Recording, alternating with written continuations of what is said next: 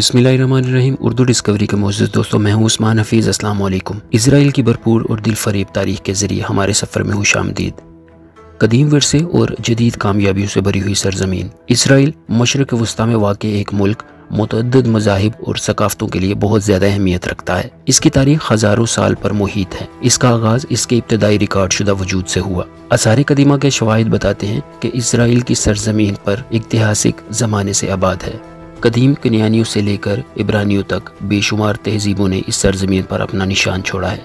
Israel की तारीख़ के अहम लम्हात में से एक मिस्र से बनी इसराइल की हिजरत है, जिसकी क़यादत मूसा अलैहिस्सलाम ने की। इस वाक़े ने यहूदियों की एक अलग शनाख्त की बुनियाद रखी। पूरी तारीख में इसराइल ने आज़ादी और गैर मुल्की हुक्मरानियों के अदवार का तजुर्बा किया। शाह डेविड और बादशाह सुलेमान के दौर से लेकर बाबिल की जलावतनी और दूसरे हैकल की तामीर तक यहूदी लोगों ने ज़मीन से अपना ताल्लुक बरकरार रखा। 63 कबले मसीह में इसराइल रोमन के ज़ेर सल्तनत हो गया। रोमन दौर ने अहम तब्दीलियों का मुशाहिदा किया, बशमूल यसु मसीह की ज़िंदगी और इसके बाद ईसाईयत का ज़हूर। सलीबी दौर से लेकर मुसलमानों की फतवात और सल्तनत उस्मानिया तक पूरी सदियों में इसराइल पर मुख्तलिफ ताकतों ने हुकूमत की। 1917 में बरतानवी हुकूमत की तरफ से जारी करदा बिलफोर एलामिया में फ़लस्तीन में यहूदियों के वतन के क़याम की हमायत का इजहार किया गया। इसके नतीजे में बरतानवी मैंडेट का दौर शुरू हुआ, जिसने जदीद इसराइल की तहलीक का मरहला तय किया। दूसरी जंग अजीम और होलोकॉस्ट के बाद फ़लस्तीन में यहूदियों की हिजरत में इजाफा हुआ। 14 मई 1948 को रियासत इसराइल का बाज़ाब्ता तौर पर क़याम अमल में आया, जिसने यहूदी अवाम की खुद इरादियत की ख्वाहिशात को पूरा किया।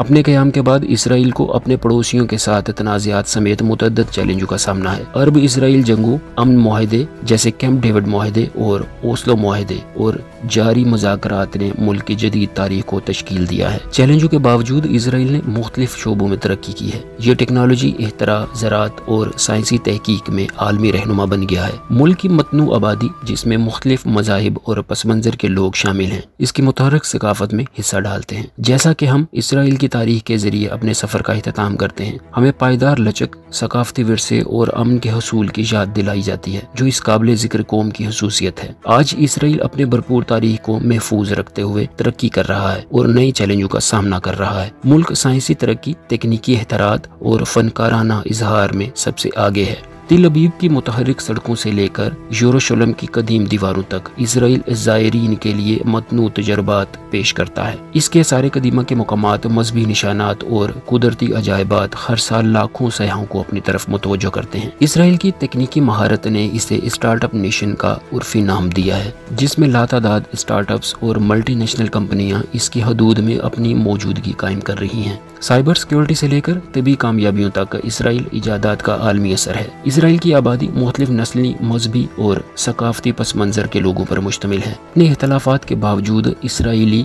बकाए बाहमी के लिए कोशां हैं, तनू, रवादारी और जमहूरी इक़दार पर मबनी मुआशरे को फ़रोग़ देते हैं। इसराइल के लिए अमन अब भी अव्वलीन तरजीह है, क्योंकि वो अपने पड़ोसियों के साथ मुज़ाकरात और बातचीत में मशगूल है। खित्ते में इस्तेहकाम और खुशहाली के लिए मुफाहमत और अफ़ाम तहफ़ीम की कोशिशें बहुत अहम हैं। आखिर में इसराइल की कहानी लचक, अज़्म और बेहतर मुस्तकबिल के हसूल की है। अपनी कदीम जड़ों से लेकर इसकी जदीद कामयाबियों तक इसराइल अपने लोगों के नाकाबिले तस्खीर जज्बे के सबूत के तौर पर खड़ा है। इसराइल की दिलफरेब तारीख के इस सफ़र में हमारे साथ शामिल होने के लिए आपका शुक्रिया।